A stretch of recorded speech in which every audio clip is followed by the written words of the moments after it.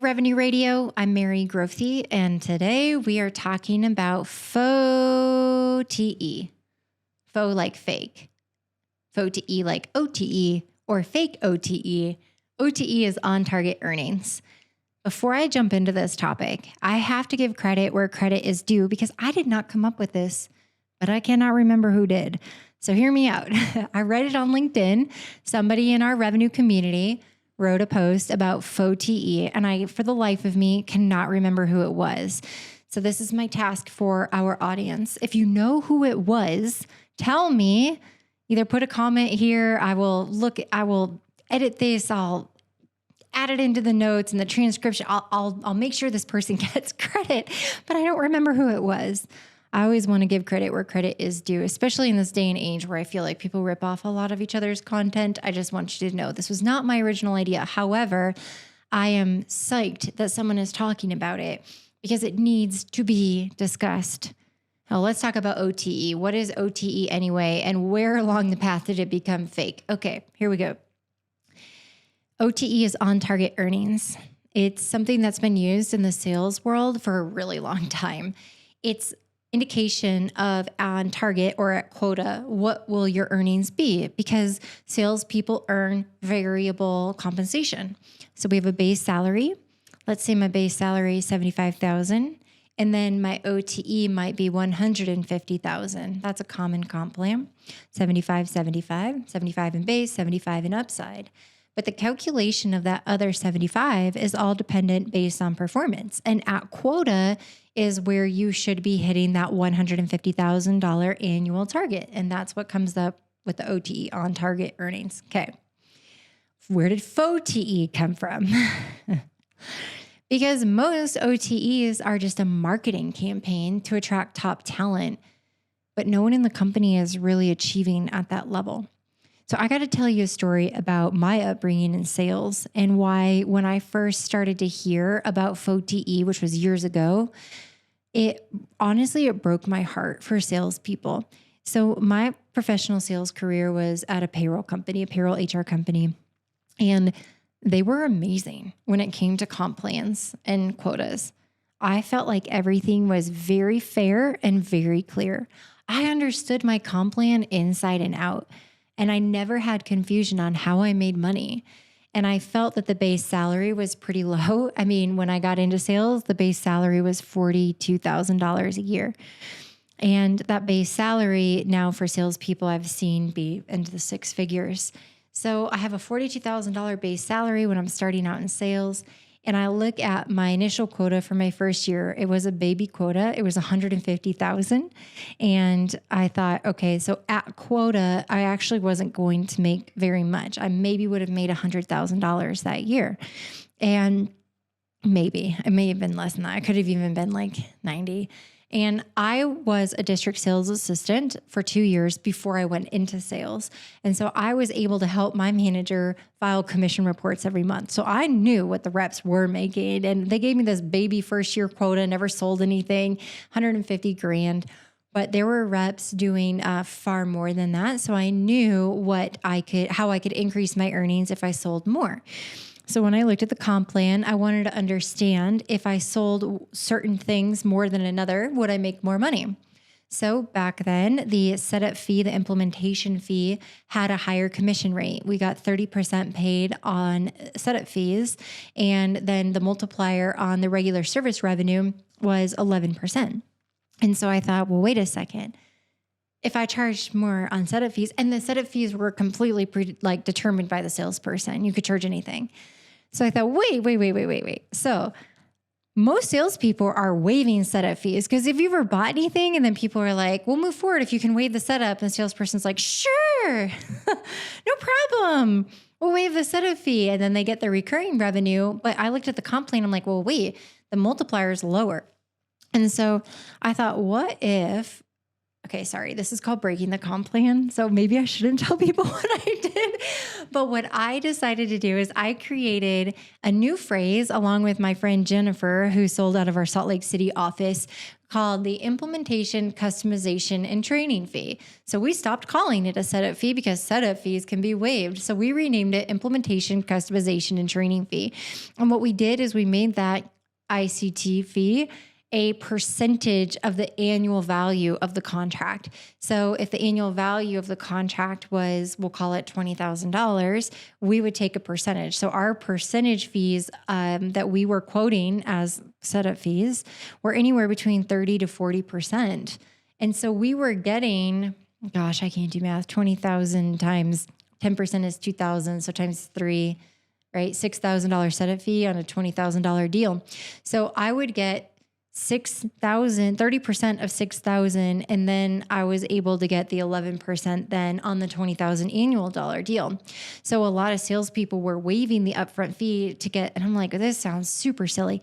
But then I realized if I was struggling to get a deal over the finish line and I was outside of their budget, why would I discount the upfront fee that I made 30% on? I'm going to discount the ongoing fee because I only make 11% of that.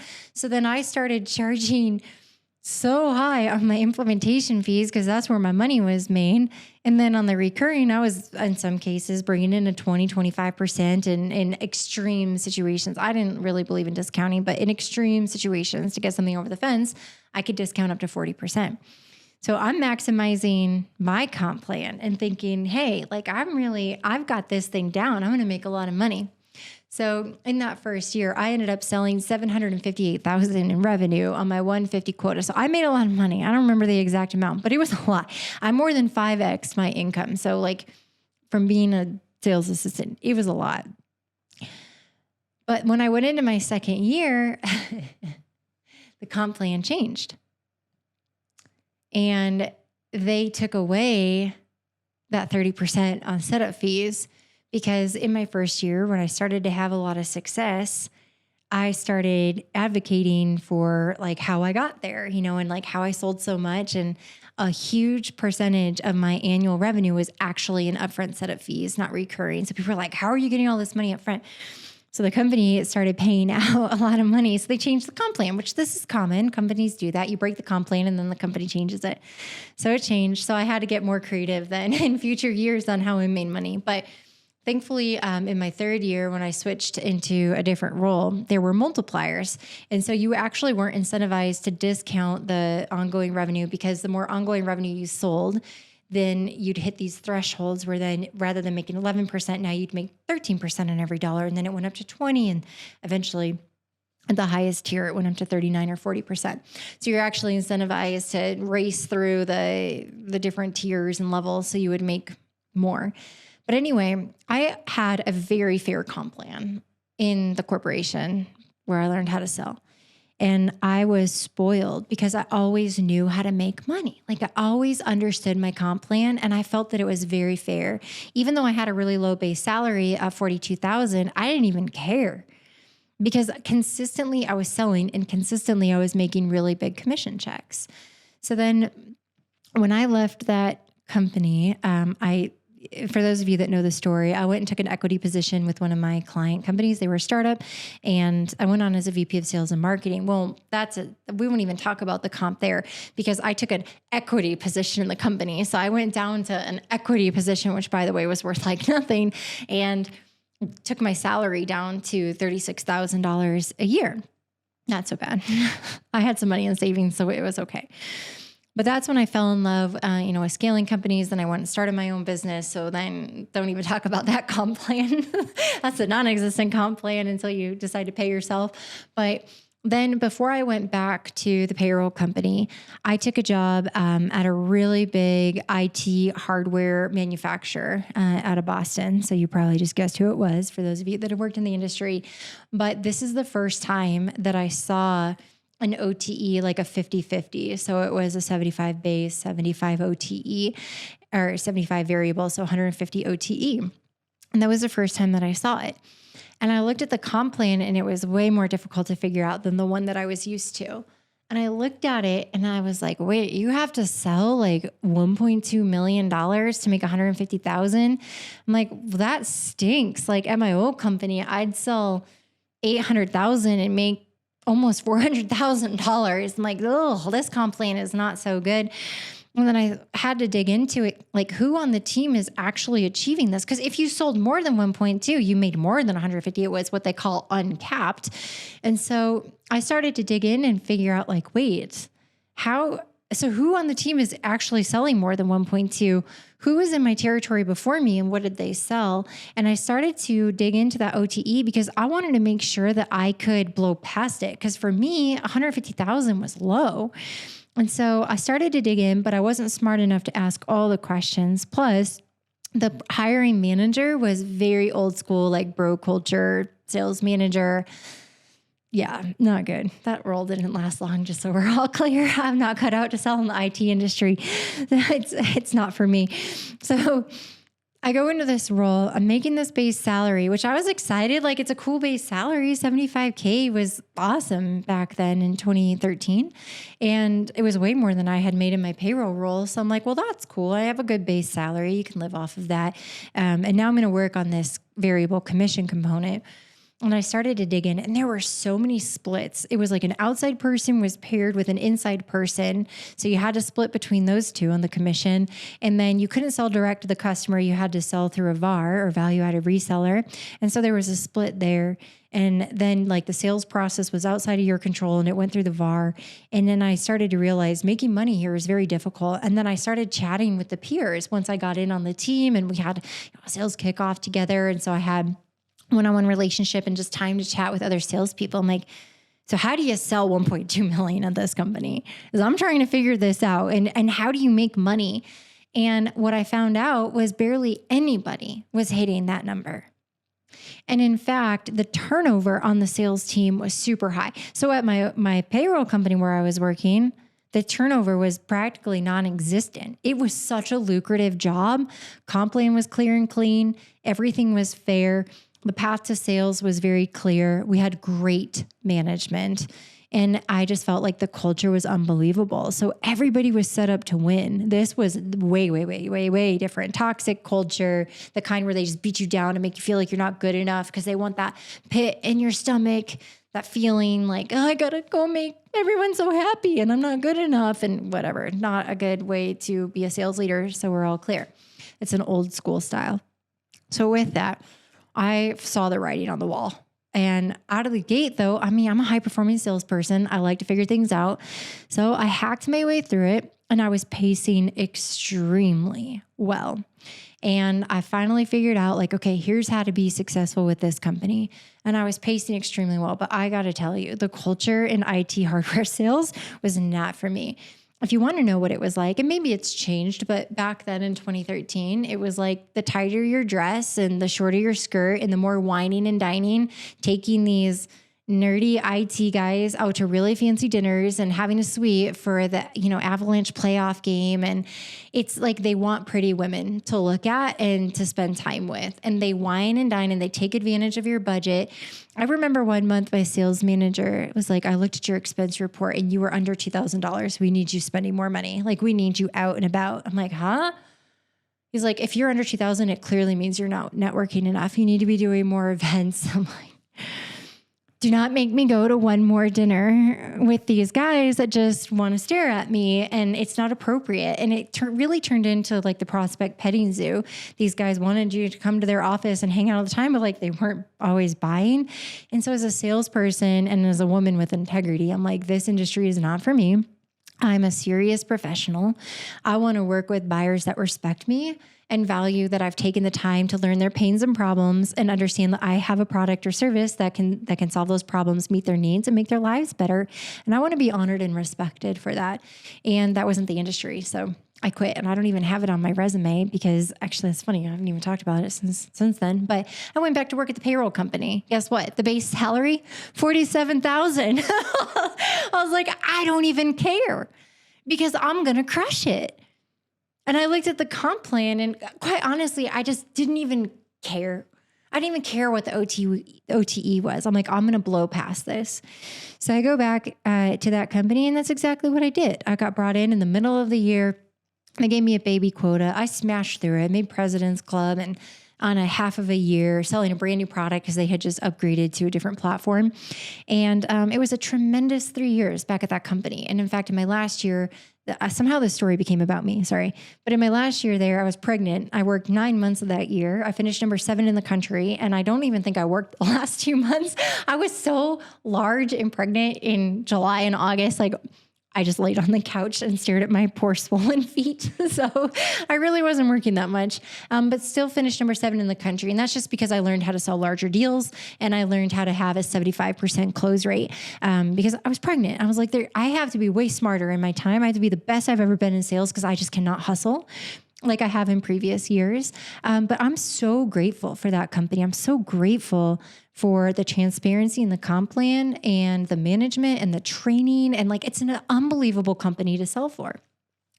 So then I leave there and I start House of Revenue, formerly called Salespeople.